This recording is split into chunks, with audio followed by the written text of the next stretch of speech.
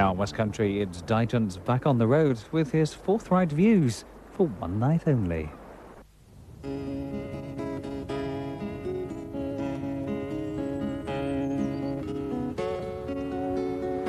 Oh, hiya. I don't know where I am this week at all.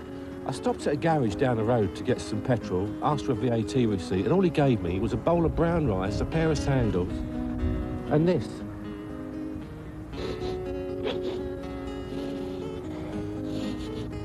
Something in the air here. Is anybody there? Is anybody there?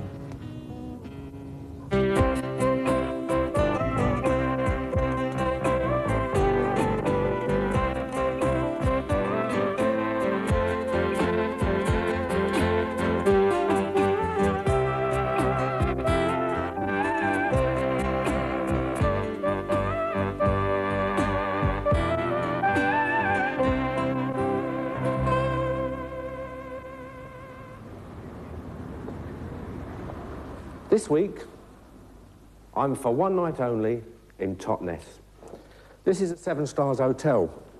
Daniel Defoe stayed here in the 18th century. I think I've got the same room. I think I've got the same bloody bar of soap. Thank you.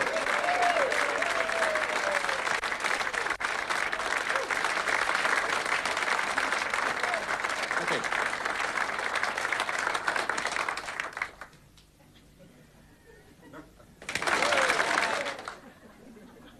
That's power. That is power. You don't need to smoke anything to get that sort of power. Watch, this side. Bloke there. Thank you. Right, we're in Totnes. Looks and appearances don't concern me. There are some people around here that sort of haven't really changed from the 60s, 1860s in some cases, but you know how it is. It's just the way people are in these parts. I don't want to pick on anyone because of the clothes they wear, because that's entirely up to everybody. I've never actually seen ever before a crochet duffel coat before, but if no, that's fine. Nothing doesn't bother me in the slightest. I'm not just here to do a concert. I'm here to walk in the very steps of Daniel Defoe in the 1720s. Perhaps he got his characters from Totnes, you never know. I mean, he wrote Robinson Crusoe. Perhaps he found the person to model that very... No. This is the Guildhall. Come in here, it's fantastic.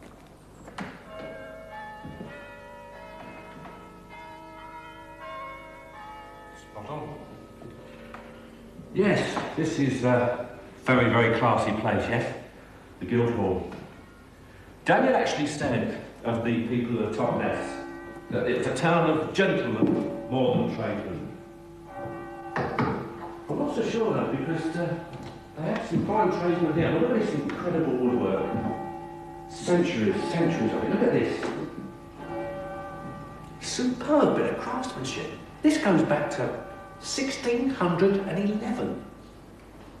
Magnificent. Oh, this is quite interesting. Look. Admiral Lord Horatio Nelson, honorary freeman of the Borough of Totnes in 1798 for his victory in the Battle of the Nile. Do you know, he was so overcome, he cried his eye out. This is a list of the 619 mayors the town's had. More over here, until we get to 1996. And the current mayor, the man I want to meet, William C. Bennett. That's the man I want to see.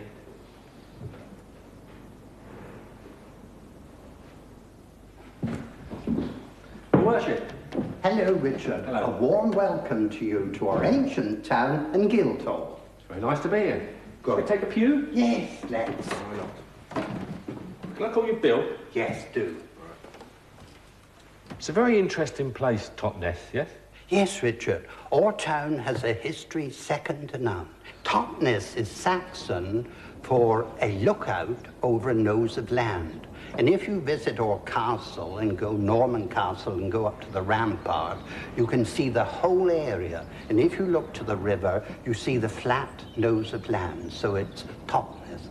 This is an amazing building because until 1974, this was actually a courtroom, yeah? That's right. So years ago, I mean, for people for deportation to Australia, for example. Yes. These days you'd have to be a bad cricketer, but years ago you just, what, stole a sheep? Well, sheep, that's right, or anything, really. You know, no, you're quite right. It's incredible that what people were deported for in the old days. I mean, even poaching. Yes, that's right, you know. The Pheasants' Revolt? Was that it? No. They were very hard times. In many ways today, we're very fortunate. You know, a lot of people were really very poor, starving. Think of a father with children, you know, hungry children, to poach a pheasant or something. I think we would all have done it, you know. Absolutely. Yeah. The terrible thing in those days were, until it was banished in the early 19th century, if you'd stolen a pheasant and been caught, you may have stood on the terrible man trap, and we have one over there. Well, I think we'd best go and have a look. Yes. Mind your feet, though. So this is really lethal, isn't it? I mean, this was just for poaching. That's right, that's right. Landowners put the man trap on their land, and as we were saying, you know, a husband who had children that were starving, maybe looking for a rabbit or a pheasant, and then all of a sudden, and he's caught there, and he stays there.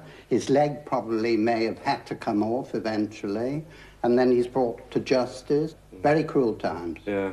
And the other thing, Bill, is the doorways are a lot lower than these days. Are people a lot shorter?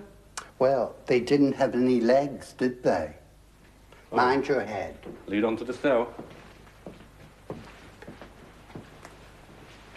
In South Australia, I was born. Well, how do you fancy being sort of flung into here? You may have been here for a few weeks before you were brought to justice at the bar there, in front of the magistrates. Spooky, isn't it? Absolutely, and I'm afraid there would have been some vermin, etc., you know, and the food wouldn't have been very good. And I'm afraid there was a thing called sort of jail fever, and lots of people in those days literally died through that. Mm. So, no, I don't think we'll make this our permanent home, do you? Oliver Cromwell? Yes. He came here, yes? Yes, he came here in the Civil War, that's right, with Fairfax, another great general of his. So we were very much involved this town, the Royalists versus the Roundheads. And you have the very, very table we where have Charles I a table, upstairs? a very ancient table upstairs, and we know for a fact that Cromwell was amongst others who have sat at that table. So it was the year 1646, on the 24th of January, that Oliver Cromwell sat here and Sir Thomas Fairfax sat over there. It was a time of the Roundheads and the Countersunks, and they were all sort of chasing each other around the country. You see, great moments of British history have occurred at this very table. It's quite awe-inspiring to sit where Oliver Cromwell sat. In fact, here's another moment of great British history. Blimmin' tooth. Men ought to be brave like soldiers, but they isn't. They're proper soft, moaning most juicy soon as they got aught wrong with them. Take Fred, for instance, proper mumphead eBay, if ever I should say such a thing. Interesting stuff, eh? What amazes me, though, is wherever I've been in Great Britain, Oliver Cromwell's always been there first. And I've got a car. He went to my house, you know, he put our pool in. This is a Totnes parking ticket. It was pissing with rain. It was, when we went up to that wooden place you got, the Guildhall. And we went up and just unloading the car, you know, so we didn't get wet because we were filming all that. About 4 minutes we was there, and bush, one of them things there. I'm going to present this to the mayor of your town, who I happened to be interviewing at that time. Another great story. This is absolutely true. Last night, when I was writing what you're going to hear later, one of the poems, I was sitting on my bed, and it was 20 to 8, and I thought, well, 8 o'clock, I'll make a start, you know. So I went down to the fish and chip shop at 20 to 8 last night. I walked in, and I stood there for about 10 minutes, just looking around. No one else in there. It got to about 1:45, and she said, we close at 8. I said, OK, it's no problem. I said, can I have some fish and chips? She said, we haven't got any fish. And I said, well, couldn't you cook some? And she said, no, we don't cook this late. And I said, well, you don't close till late. She said, yeah, but if we cook it, someone might not buy it, and then it just gets thrown away. And there was and I swear on my life, I swear on my mum's ashes, this is true, there was a piece of fish and 2 sausages, and I said, in the cabinet, it was all was left. I said, can I have that bit of fish there? And she said, I can't sell that. And I said, why not? She said, it's below weight, it's below size, it's below, you know, regulation size. I said, well, why don't you give it to me then? And I'll pay double for the chips. And she said, I can't do that either, because then I'm overcharging you. So I said, oh, bollocks, and walked out.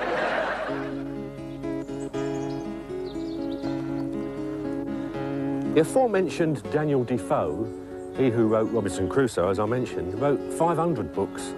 Another great book he wrote, apart from Crusoe, was a tour of the whole of the islands of Great Britain. It's a fantastic book if you've never read it. And by 1723, he'd arrived down here in Totnes. The reason he'd come here was because he'd heard about a very strange happening, a dog that caught fish. What happened, this river here, this is the River Dart, this is tidal, it goes up 12 feet, goes down 12 feet. And when the tide went down, they had some wooden sort of shelving, and the fish were trapped. And there was about 70 salmon trapped in this ride through to the mill. And this guy, who owns the hotel where we're staying, the 7 Stars, had this weird dog. This dog was like a sheepdog, but it wasn't sheep, it was fish. He dives in one end, up the other end, they got this huge net. See, this is it, Totnes, this alternative way, huge net. Dog swims round, all the salmon think, sod that for a game of soldiers, we'll swim the other way. And they swam right in to this geezer's net. 70 salmon, just like that. Totnes, the alternative capital of alternative Britain. Richard Digance, News at 10, Yellow Shop. Very alternative, this place, and it's going to piss down in a minute. Tell us another one, Bill. I have never felt such pain. 'Tis right here, he says, pointing. And I don't know how long I can stick it, he says. There's an easy cure for toothache, and I told him so. Edmund, I says. He didn't ought to be doing nothing worth ape of the good in there. So get rid of him before he drives you to drink, and me as well. Order! Order! The Totnes Alternative Parliament is now in session. The next debate this evening will be, is Totnes alternative enough? Alternative to what? I'm not convinced yet. This just sounds like an excuse for a piss-up for me. I'm not convinced. If you're at Parliament, you're all ministers. What is your ministerial post? Minister of Sinking Ships. You look like Mike Harding on drugs. Now, we're having trouble with the holes in the donuts at the moment. Really? Really? Yes. Yes, EC regulation. They don't fit. Apparently. So we come round to the Minister of? Transport. Minister of Transport? Yes, very simple reason. I live so close to the park that I can crawl across from my front door to this back door in 14 seconds. Off the way, yeah. Did I tell you what happened?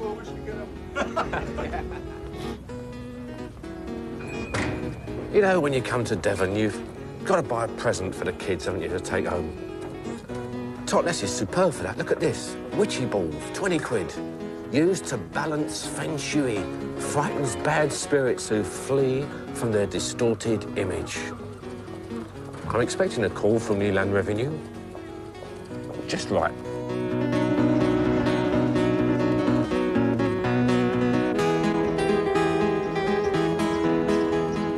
It's tatty because we've been filming for a few days in the rain. So, are you a trained hairdresser? Before we begin...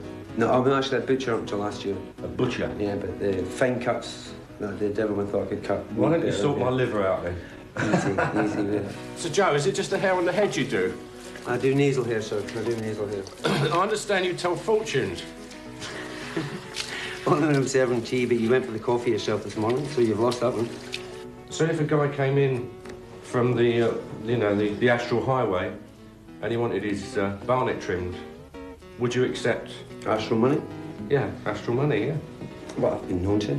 So have you ever heard yourself filmed from underneath a man's armpit? No. I think you're on for the first year. Yeah, I'm not saying I've never been under another man's other armpit, it just haven't been filmed. Thanks, Joe. Excellent. See you later. Yeah, great. Yeah, enjoy this. Yeah, some rice and millet pasta. That's all right for the budgie. Yeah, so a very interesting shop, this. The reason I came in here was because seaweed bath. I actually had this in China, and it really does work. It's incredibly relaxing. It's 100% natural. It's a 100% naturally organic shop. And what you find in here is quite interesting. Blue-green algae. That's something if you want... it's apparently shiitake. I thought it was for shit aches, and it's dried mushrooms. Nutrition and Wellbeing by Dr. Peter Mansfield. Why vitamins are necessary for your health. I was actually looking for Simon and Garfunkel. Just perfect for me. Dead Sea mud. Washes your face for you. It's nice and creamy, isn't it? That feels nice, doesn't it? Mm-hmm. There you are, that's lovely. Can we turn the camera off? Yes. Okay. Black mud mask. Oh, that looks nice like that. Is it an improvement? So, yes. So you leave it on for about 5 minutes and then you remove it. Right. And then when you've taken it all off, you put your moisturiser on, so it's a lovely treatment. They take all the little creatures out of the mud before they sling it on your face, don't they? I mean, I'm not going to have all crabs and things, am I? I don't know.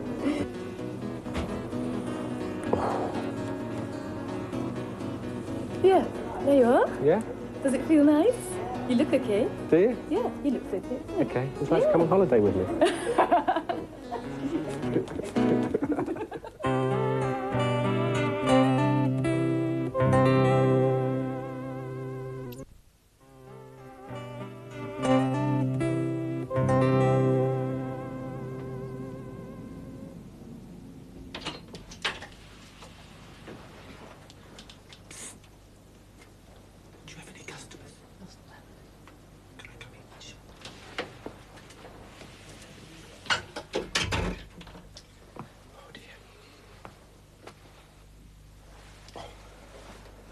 I don't feel very well. You don't look too good. No. Do you want some water? No, I'm worse than that. No. Do you think you can help? I'm just thinking you might have come to the right place. I think I have, haven't I? You're I Lindy. think you have. Yes, I am. And yes. I've heard all about you. Have you? Yes, I have. You are into flat-pack cardboard coffins. We are, yes. It's a fantastic idea. Mm-hmm. Do you think this benefits from the fact of where we are in this very alternative capital of Great Britain or not? No, I don't. No, I think this is something that's probably going to be going nationwide. So, and that's why I find this fascinating, because funerals are often beyond the pocket of your average Joe Bloggs. Absolutely, absolutely. And what you're saying is be degradable and whatever they call it. And biodegradable. Yeah. Yes. And they don't need to be that expensive. No. By any means. So where do I start? I've come in here now. I'm with your idea. Yes. And say, OK, I'll have one. What have you got on offer? A catalogue? Absolutely, yes. Got any references from people that have used them? No, you wouldn't have really, would you? No, we wouldn't. No. Well, we have our leaflet here. Right, the Good Grief leaflet will tell me that I can have one of any three. Three, yes. What I thought was... Try before you buy. Yeah, it was a plain one where all your mates could write on the side when you go. Yes. You know, good luck, Rich. Yes. You know, see you up there, Bill. You know, things like that. I think it's you a can great do that idea. to any of the three that we have on offer. Right. This one perhaps is the most easily used from that point of view. It's a white, simple cardboard coffin, and it's very easily decorated. And of course you can use them before you die. Absolutely. Window boxes. Certainly. Well, big flowers. Big windows. Big windows, yes. Right. It says on all of them they're showerproof. What's the point? Well, it might rain on the day of your funeral. God, I haven't thought of that. There's They nothing should worse, choose- is there? Can you imagine? No. A soggy lump, Yes, and they're all holding it, and it just falls apart, and you're Well, and you're that there won't going, happen. I promise you. I Honestly? promise you that won't happen. They're very strong.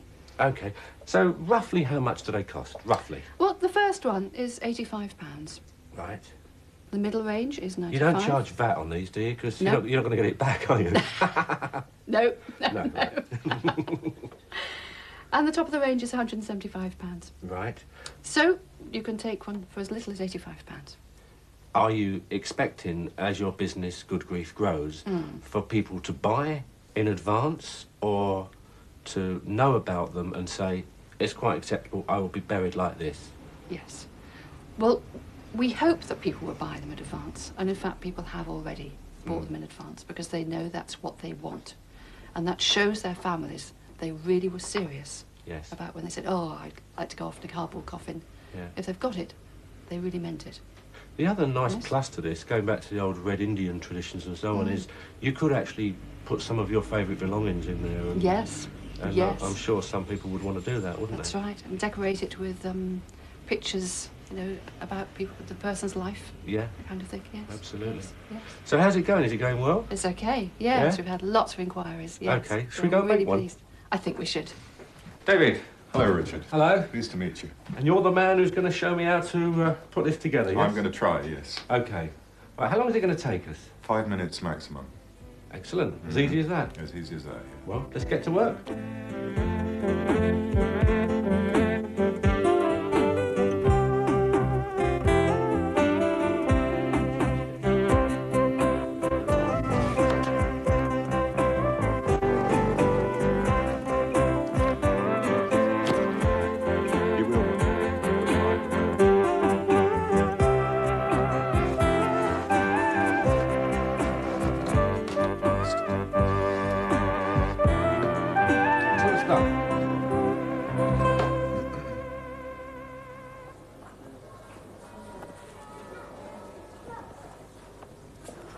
Cromwell knitted that hat, you know. Anything else to tell us, Bill? Went off like a martyr, he did, and come back like a blimmin' hero. Soon as he gets inside the door, he fiddles in his waistcoat pocket and takes out the tooth and puts it on the mantelpiece, along with the china dug and the matches and our wedding picture. It's pissing down. I'm out here filming. I'm going to get pneumonia in 10 minutes. And if you're going to get pneumonia, what better place to come to? The Totnes Natural Health Centre. I'm going in. There is complementary healthcare down here. There's a lot of other things going on. There's meditation, a whole spiritual path, the whole purpose that a person lives could be a spiritual discipline. Yeah, it is strange. I mean, I actually feel an oddball getting pissed. It's interesting you feel it's strange getting pissed, because, you know, being a Geordie, I grew up on getting pissed. And the drugs, you know, smoking dope and dropping acid and whatever else. And, I mean, it comes to a point for most of the people who are down here, for many of them, who have experienced highs on alcohol or drugs, but they no longer feel they use drugs or alcohol to get those highs. So they use some of the ologies or some of the spiritual disciplines. So don't open a pub in Totnes if you want a lot of dosh. Yeah, I mean, people find it strange, but, I mean, I haven't had a drink of alcohol for maybe 10 years. And I would find it really strange. But I can go to a party with friends who are not drinking, and it's not serious, it's fun.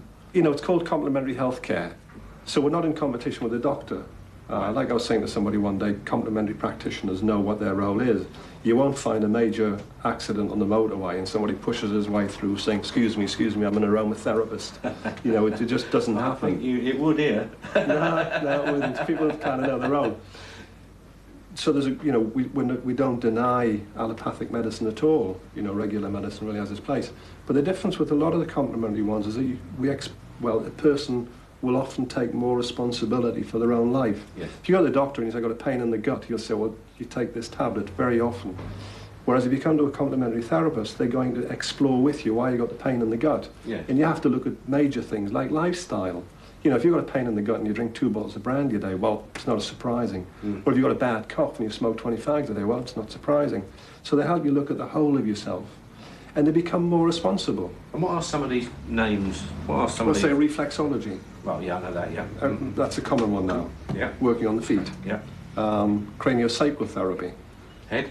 Head. There are these fluids in the base of the spine. And this is the Chinese thing of canals coming down from the top of the spine. That's acupuncture. But craniosacral therapists sort of put their hands on the back of their head and they have the fluids move in different ways. There's the sound healing, which by emitting particular sounds is a bit like the drumming.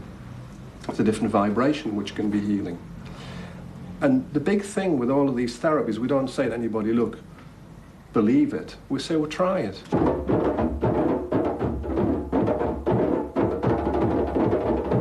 So both convinced and impressed.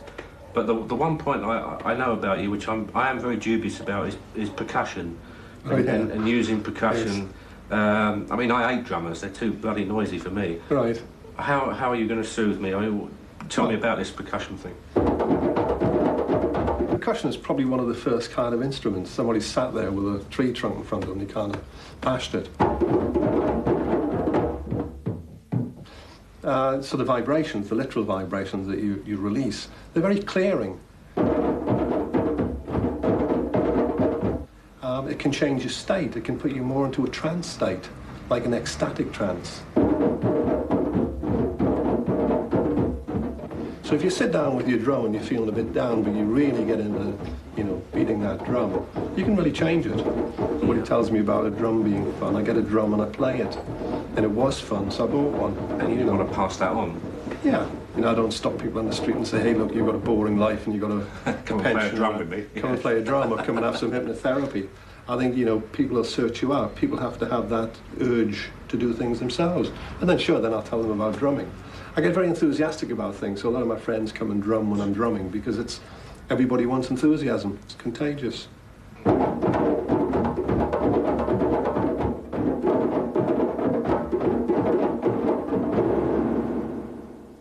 Nowadays I wear lenses, you know, but I used to wear glasses, and if any of you are as old as me, you will know that National Health glasses were a very special thing. There was no choice. There was just one style. They were wire things, and they were coloured. They were brown if you was a bloke. Anyone know what I'm talking about, yes or no? Yes. Pink if you was a girl, and white if you were a Milky Bar kid, right? And it was a fashion in West Ham Nil, where I actually come from originally, for your mum to put... which line was that you was laughing at? Neil. Thank you very much. We'll save it. No, it's a fashion in West Ham, from the East End of London, that's where I'm from, as you can tell. It was a fashion for your mum to put a big pink plaster on one eye like this over the lens. I don't know why my mum did that, because both my eyes were dodgy. She should have actually, you know, either done that or not bloody bothered. But it was just like a token sympathy vote for insurance people that called round. National Health glasses, this big pink plaster thing. Anyone got a clue what I'm talking about yet or not? Yeah. Did it happen down here as well? Terrible, you know, because they also, I don't know if you remember, but they used to put a bit down the side as well, so you couldn't actually see buses coming when they kick you into the street to go to school. So I had this ginger hair, National Health glasses, plaster on one eye.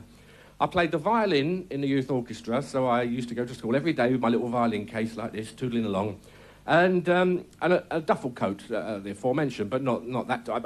My duffel coat was, well, in those days they were either blue or camel sort of colour. Do you remember that? Mine was red, which in the East End of London wasn't too clever, to be honest with you. And do you remember buttons, toggles even? Yes?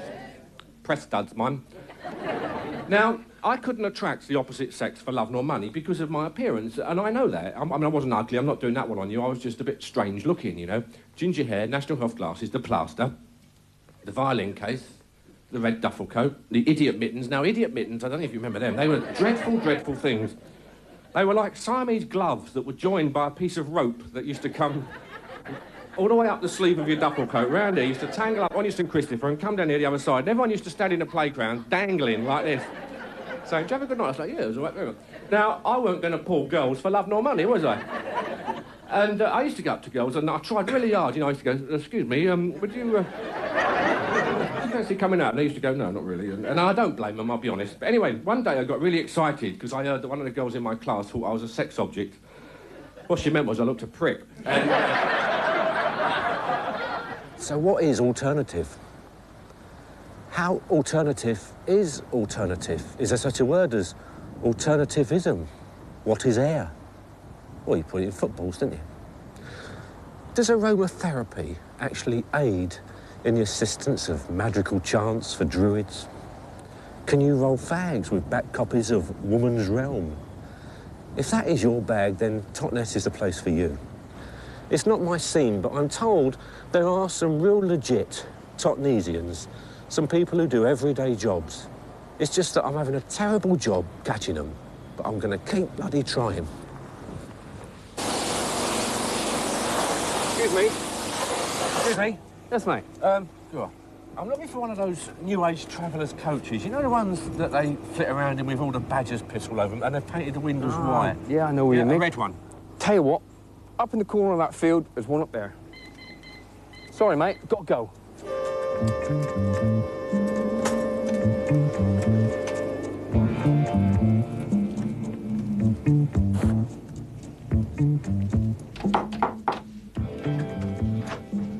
Hello.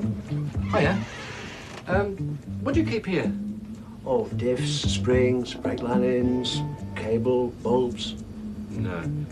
You haven't got any of that white paint? You know, them New Age travellers, they paint their windows with white paint. Oh, gotta go. Have a look yourself. Right. New Age traveller paint.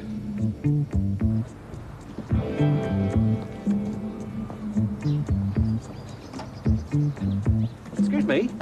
That's right. The white paint. You haven't got any spare, have you? Yeah, I've got lots of it. You want to have a look? I do indeed. Yeah.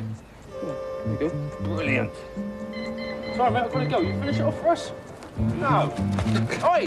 Yes, mate. What's going on? Come with me and you'll find out. Right, go.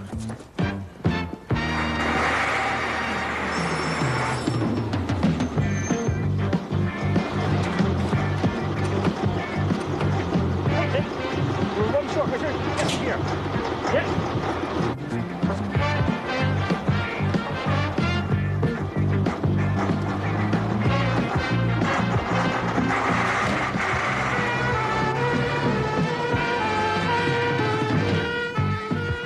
Most fire stations in Devon, because they're widespread, small communities, couldn't afford for the government and the local economy to have a full-time fire station. Because of this, we have retained men, and these are fully qualified firemen who are trained to operate every piece of equipment that's carried by the brigade. When there's a fire, they stop the employment because they're paged on a bleeper. They attend the station, they carry all the duties of a fire service member, and then they return to work.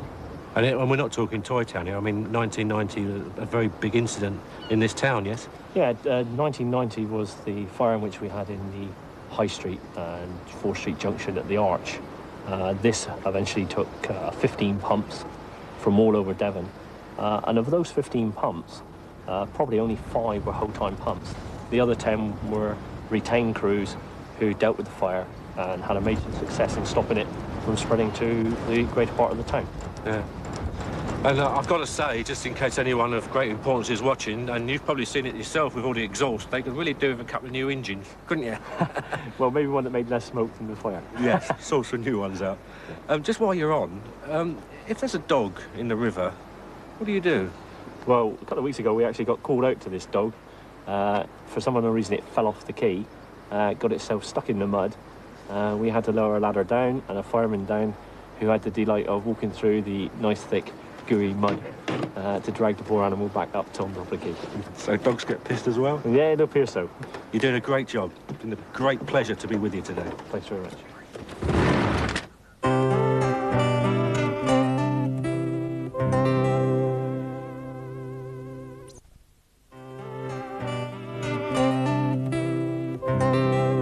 Anyway, I'd left school, right, and I was working for Ford's, and we used to have a Sunday football league, and I used to play football a lot. And Gregory was my best friend, and he played in the team. One day, he had a particularly nasty accident, OK, and he came off his motorbike and was rushed to hospital. It was so bad that they had to actually amputate his leg, from the left leg, from the knee down. Now, being the brave but nutty person that he was, he decided he would carry on playing football. And we all admired him, and it was a great thing. So, but he obviously couldn't play on the field, so he went in goal. He became a goalkeeper.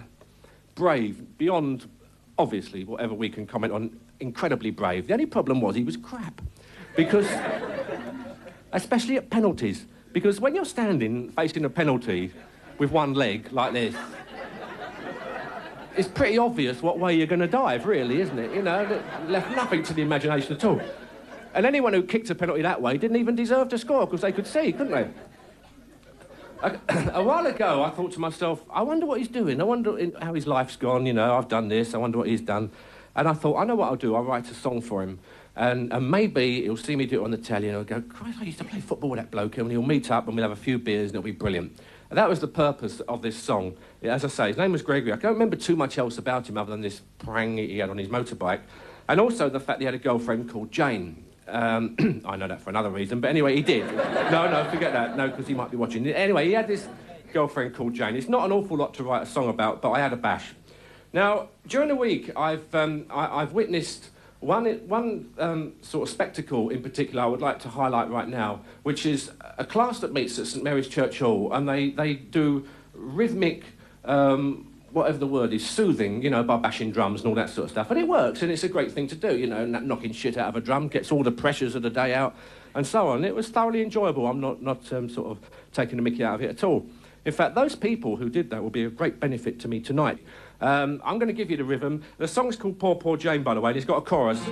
All I sing is Poor, Poor Jane, Poor, Poor Jane. OK, and that's your bit. Poor, Poor Jane, Poor, Poor Jane. Nice and easy. It's a nice, easy one early on in the show. 3 words, 2 of them are the same. I can't give you anything much easier than that, let's be honest.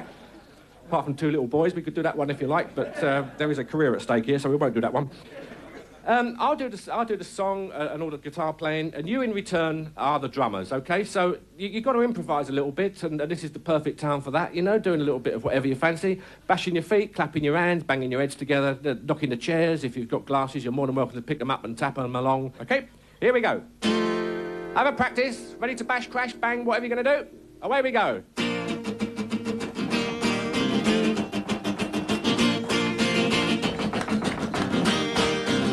Let's see it then.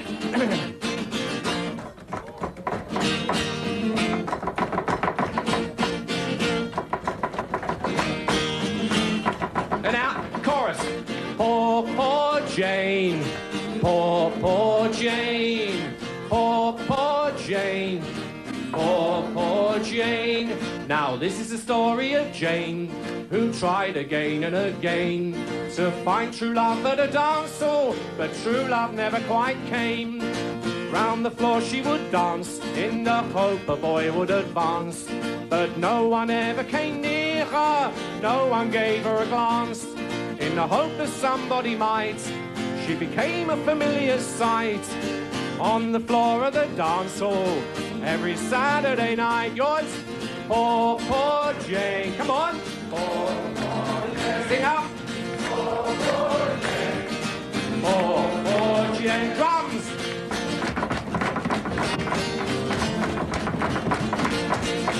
Tap your foot, for Christ's sake. And then one day appeared Greg, who was blessed with only one leg. So though he loved to dance reggae, Greg could only dance reg. Jane was the girl he would choose, and he went and gave her the news. I lost me leg as a kid, and a leg ain't a nice thing to lose. They danced all over the place, it was more like a 3-legged race. And then at the end of the dance, he invited her back to his place. Yours? Poor, poor Jane. Brilliant. Poor, poor Jane. Poor, poor Jane. Poor, poor Jane. Go.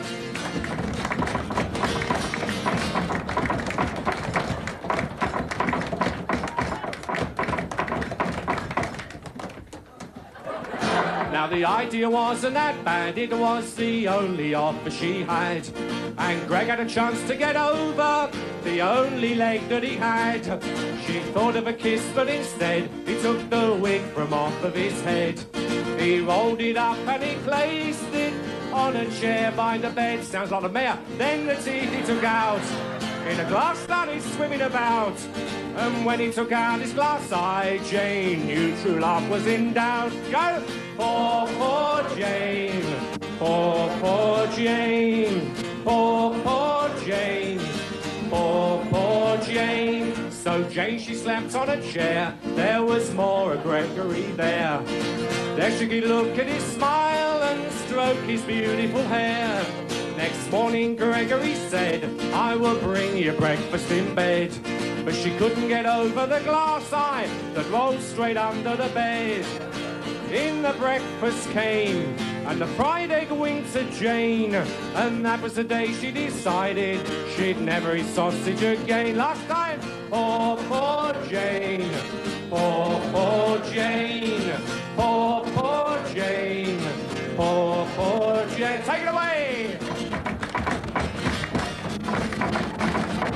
Get ready to win. Here it comes.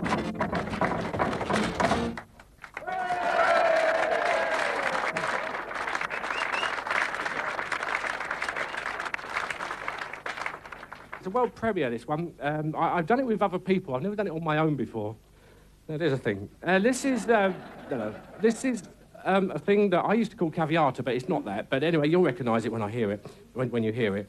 And what I'd like to do is just play this little bit with it's very, very hard, basically. It's a bit show off, but see what you think. You'll go, oh, yes, I've heard of this one when I start playing. You wait.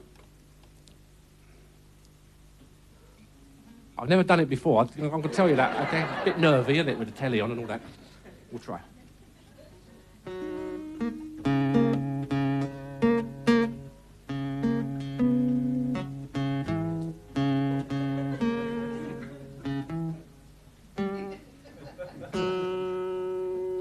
Second verse.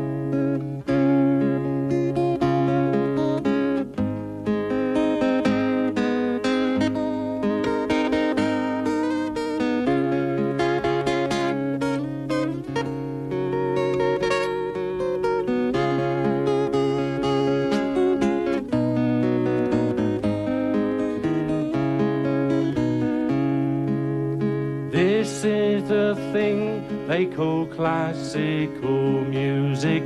It's said to be hard by musicians that use it.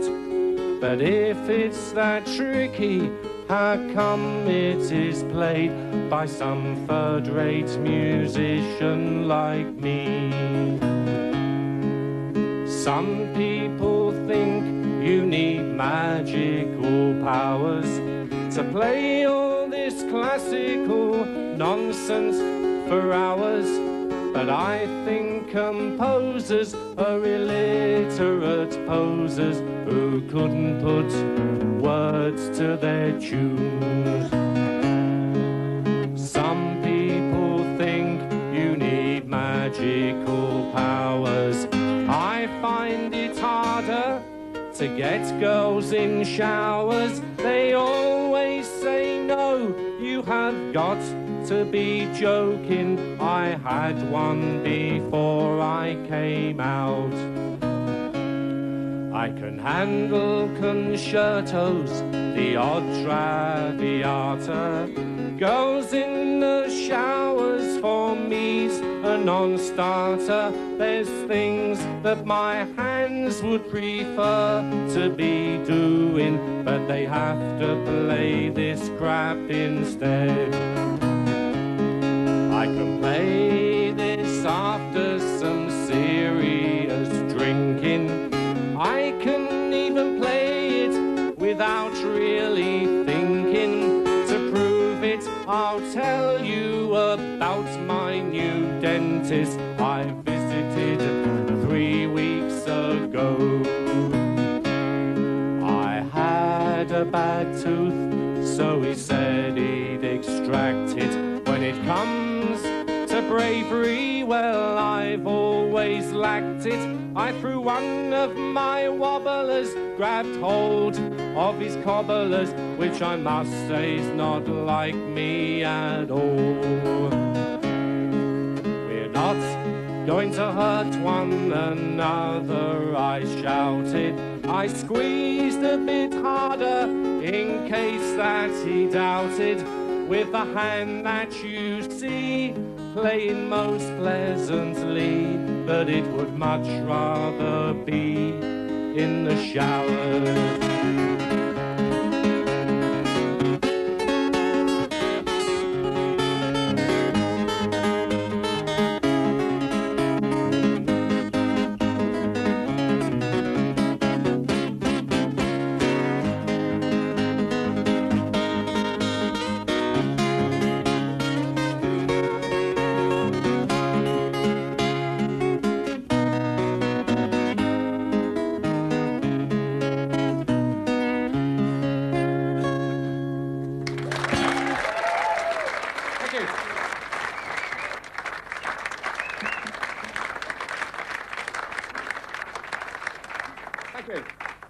Coming close to the end of my trip to Totnes, and I just thought I'd do a little poem just before I go, and it goes like this.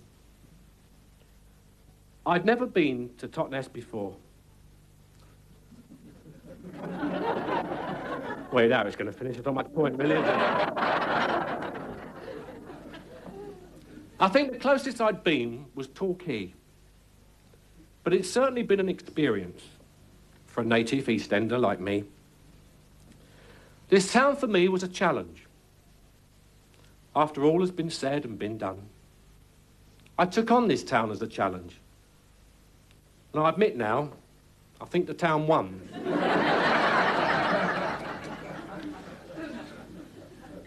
The lifestyle of some of the residents here is, to say the least, for me, unfamiliar. Alternative people come here to be alternative, and all end up looking quite similar.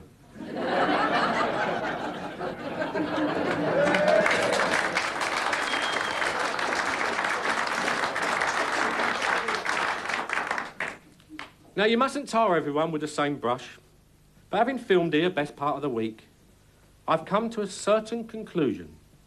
Some people here are, how can I put this? Unique. Some wear fair old knitted duffel coats that drape right down to the floor. Now, I'm not saying there's anything wrong with that. It's just that I'd never seen it before. And the smell that seems to envelop the place at times, I think goes to prove one more point. Some here don't bother to wait until Sunday to enjoy a traditional joint.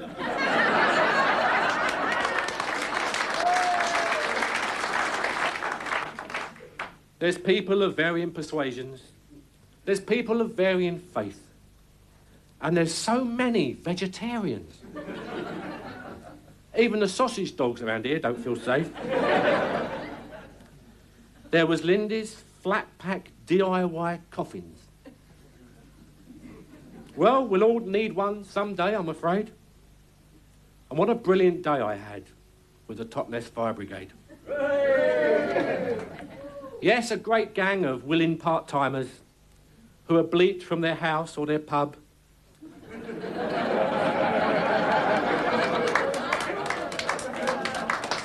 Totnes' own Hugh Pugh, Barney McGrew, Cuthbert Dibble and Grub. Oliver Cromwell came here. King Charles I came here too. And Daniel Defoe stayed in this very hotel in 1722. This hotel inspired him to write Robinson Crusoe.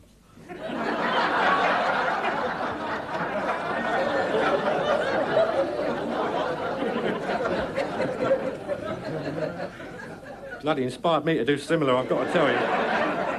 I've come to that possible conclusion. Because if he had the same room that I had, no wonder he thought of despair and seclusion. And it was he whose footsteps I followed. And I think I achieved that all right. Yes, Defoe came here, and then he pissed off. So will I now. So thanks, and good night.